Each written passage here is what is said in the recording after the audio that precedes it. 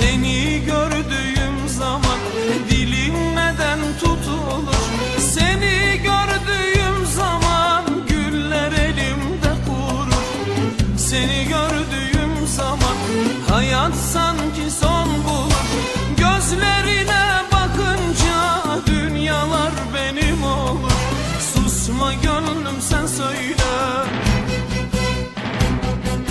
Haydi gönlüm sen söyle.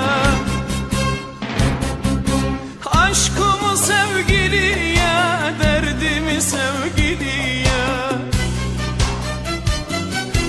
Haydi söyle onu nasıl sevdiğimi. Haydi söyle rüyalarda gördüğümü.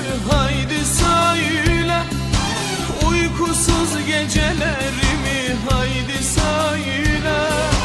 Haydi söyle Onu nasıl sevdiğimi. Haydi söyle Rüyalarda gördüğümü. Haydi söyle Uykusuz gecelerimi. Haydi söyle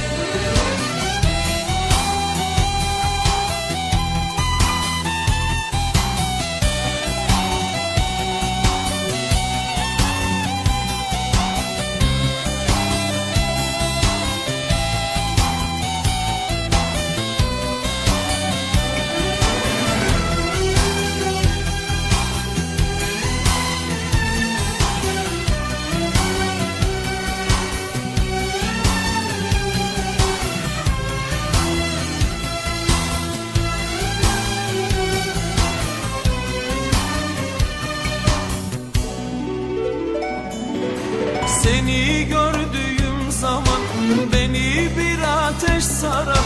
Seni gördüğüm zaman yanar yüreğim yanar. Seni gördüğüm zaman canlanır tüm anılar. Seni gördüğüm zaman durur bütün zamanlar. Susma gönlüm sen söyle. Haydi gönlüm sen söyle.